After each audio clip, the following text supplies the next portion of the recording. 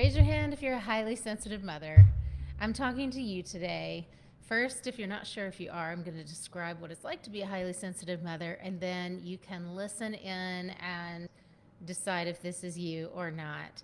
So, for highly sensitive moms, there is a very common problem of feeling overstimulated all the time. Overstimulated all the time. Everything is too loud, too much noise, too much movement, too much action. Your family is too much in your space. They're in your business.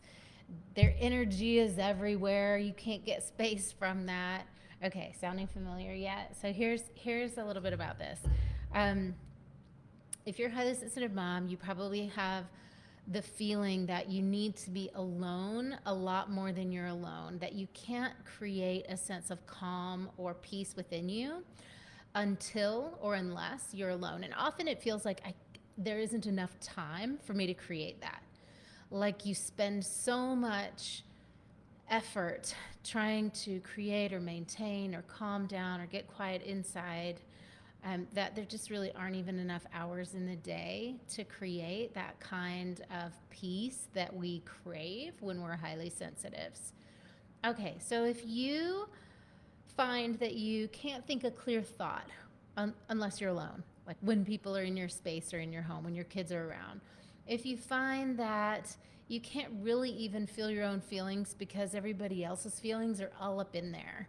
If you feel like you're irritable a lot, you're annoyed a lot, that noise bothers you, like I said, again, like movement or chaos or other people's energy bothers you, it is likely you are a highly sensitive mom.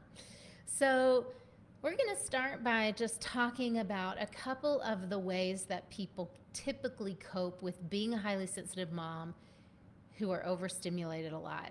And you can listen and see if these are any of the things that you've been doing that are maybe working for you or maybe not working for you. And then I'm going to go on to explain kind of the impact of what happens when you don't know how to really get to the heart of the matter and solve the problem at the root cause.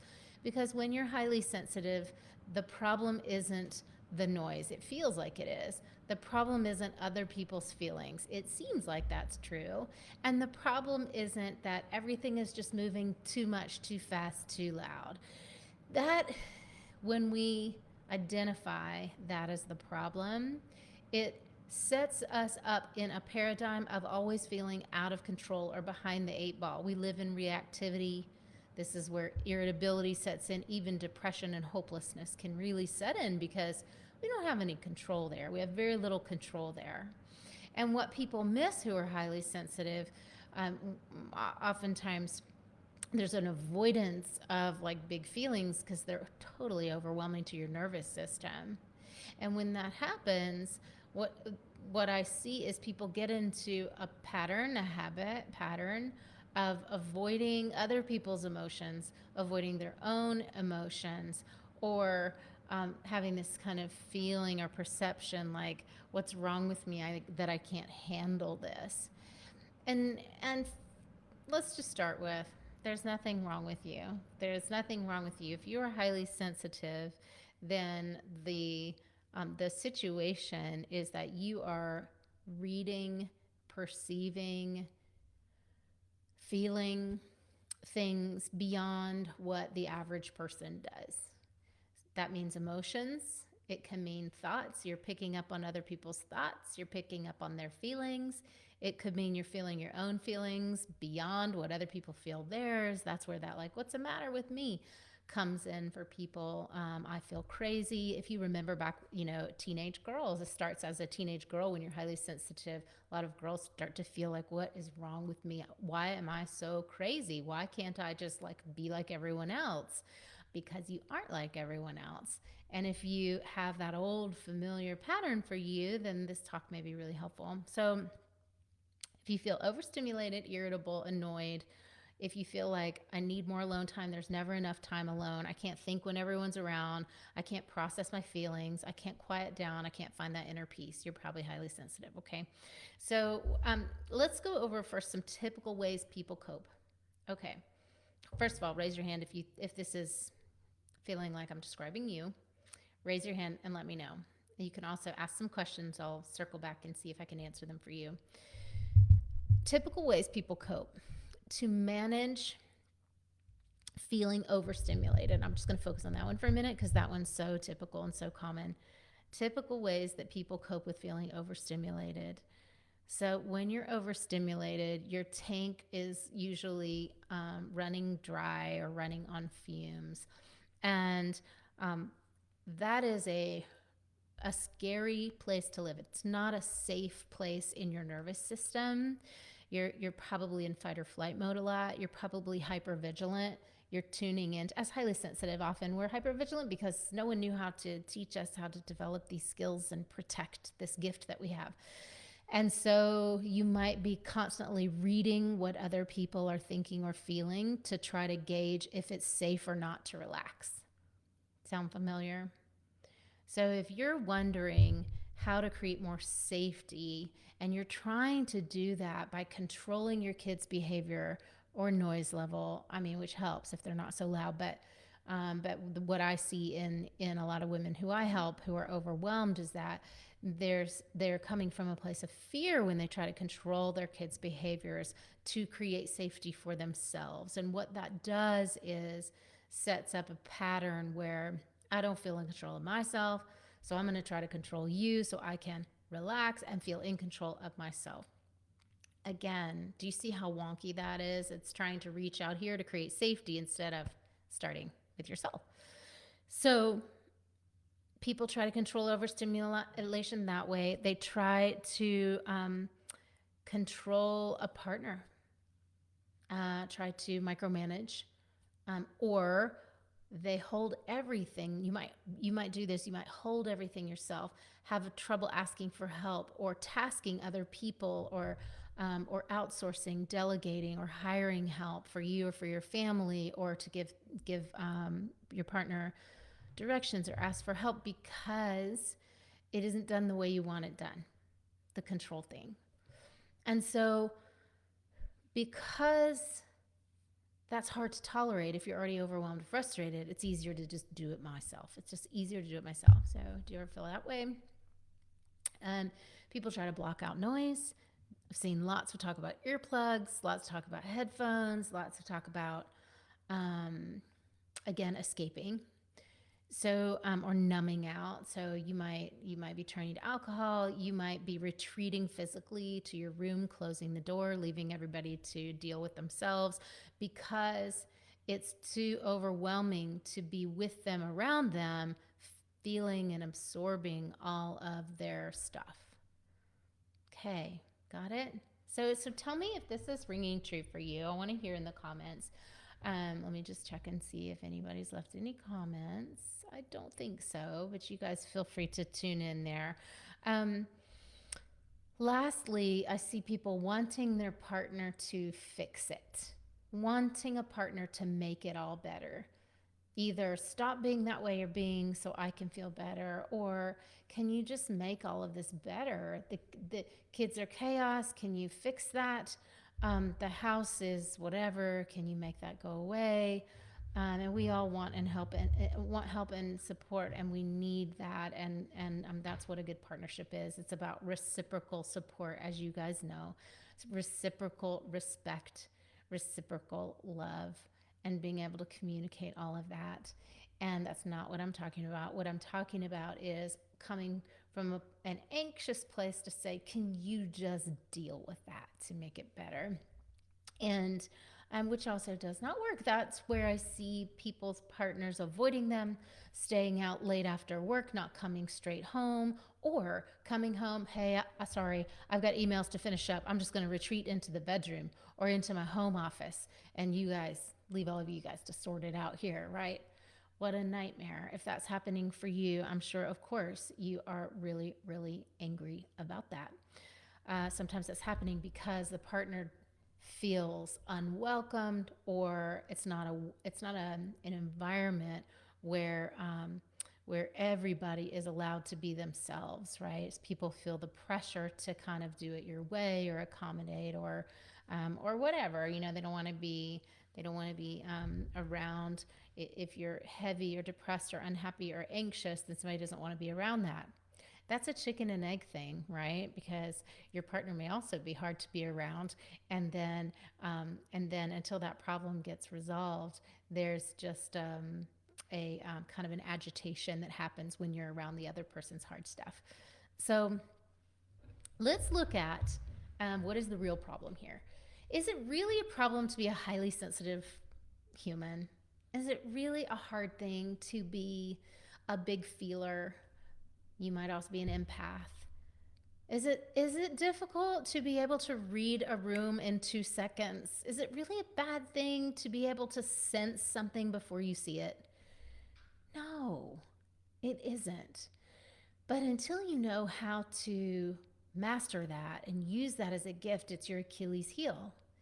It can cause chronic pain in the body, migraines, living in that state where you're bracing yourself in your nervous system for danger because of past trauma, because of not knowing how to create safety for yourself. That's exhausting. It creates imbalance in your body and the systems of your body. It creates resentment toward a partner, a spouse. But the problem is not being a highly sensitive person.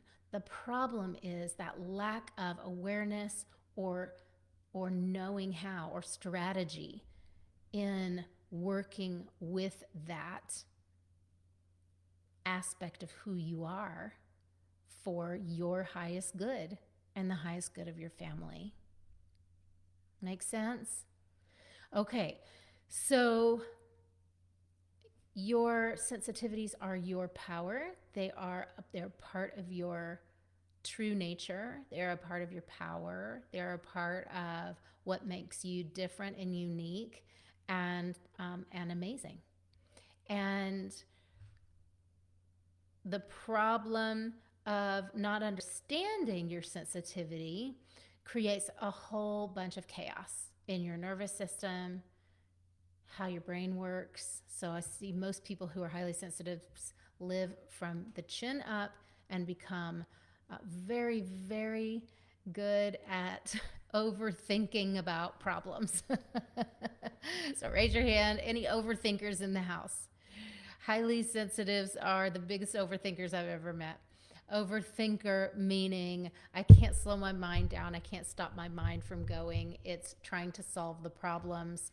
Um, it's living in guilt or past regret or analysis of yesterday, and it's predicting all the million variations and permutations and trying to control all the outcomes. And when I ask someone who's living in that way, like, okay, let's just check into your body and what's happening there, it's like, I only feel my head. And I think that happened on 3 different calls, clarity calls this week. Someone could only feel their head or their brain, which is headache. And I lived with migraines for over 10 years before I learned what that was and I could stop the problem from happening. And for a while, I took the route of medication. And I mean, that was okay. And so there's nothing wrong with medication if you need it, and that's all that's available to you. And that was all that I knew. And so that was my entry point into like recognizing and acknowledging something is off in my system. And then it took me a solid decade plus to start to get curious about what is the root cause here. I've just never heard anyone talk about root cause before. And being a victim to your highly sensitive nature is so painful that this is the perfect place to stop and take a time out for yourself and get curious and ask, what is the root cause of my migraines, my exhaustion, my hypothyroidism? What is the root cause of my resentment in my marriage? What is the root cause of why I yell at my children? Is it really because they're bad and not following directions? Is because they don't want to be good kids? Is because they don't know how to cooperate? I mean, you could say that, but it's a pretty big cop out. If you wind it back and you go like, trace it back, well, how am I speaking to them? What mood am I coming at them with? How am I feeling when I wake up in the morning? And you can just take a little inventory. Are you enjoying motherhood? Are you happy? Do you feel in your power? Do you know that you know best for your kids? Do you know how to navigate through your own hard feelings and big feelings? Do you know how to help them through theirs? This is ease in motherhood. This is happiness in motherhood, having these skill sets. So, what I want to say last is that, you know, um, not knowing how to control or filter or sort all of the information coming into you as a highly sensitive person, the auditory stuff, the visual stuff, the stuff you can't see, the sixth sense, the psychic stuff, the big feelings, the sensations that you, where'd that come from? I like walk into a room and all of a sudden, like, I'm in a bad mood. How'd that happen? That's not even mine. What is that? That's being highly sensitive. And so if you are experiencing this influx of information all day long from your people, your family, from your past, from your colleagues, from your boss or your clients, you are likely overwhelmed emotionally and mentally all the time. There are a lot of ways that we have success in getting clients from that place of feeling overwhelmed to being in control, in charge of what you think and feel. And there is a really clear roadmap and strategy that I have found in my more recent work, just in the last few years, of specializing in working with highly sensitive women. And and it was only when I started flowing more attention and energy to this is a problem for people that can be solved. And I knew that I had solved it in my own life, but with clients had kept work a little bit more general around eliminating overwhelm. And when I started really zeroing in on how to create safety at the different levels of your being so that you can operate from a place of feeling in control and in charge, which means calm and in your power, then that's where we really have started to see a lot of traction and a lot of success. And so that's why I wanted to share this talk with you today, to really just invite you into a couple things. So, one, noticing and acknowledging that this is happening for you. That's step one. Number two, get curious about what's going on at root cause. Are you inundated by information? How does it come in for you? Are you an overthinker? It's coming in here. Are you a big feeler, or you're yelling at your kids? It's coming in your body. That's emotional. Are you sick a lot? That's your nervous system and your immune system kind of doing a little dance to say, this is too much and we need help sorting this out. We got to get some more parts of you and your intentional mind on board to solve this problem. And if that's where you are, then the result and the way that I can help you is that people move from reacting to all of this information they're receiving to flowing with it. Because when you can use this part of you as your superpower, life gets really, really fun. Instead of having to kind of shove down the feeling or try to numb out because it's too much, you know how to sift and sort through it all. And you can turn down some of the knobs, but you're getting to maximize the ones that are getting you more of the life you want. More cooperation, more respect, more appreciation, more efficiency, focus, success. That creates fulfillment. That makes you so full, so full of pride in the work you're doing as a mom, the way you provide for your family, and so on and so forth. So if you're tracking with this conversation and you're thinking, I want the next, like, what's next? I want the formula. I want to know how to strategically upgrade and up level out of feeling like a victim to all of this like sensitivity, then please don't hesitate to reach out to me. What you need to do is book a call at www.honorjanetsky.com/call. And what we're going to do is get on the phone and take a real close look at just examining what is going on for you, what's not working, what are you wanting, and where is that sensitivity getting in the way. And then I'll let you know if I can help you to move through that to the other side of that steady calm, that confidence, and that knowing how to use your gifts as your superpower.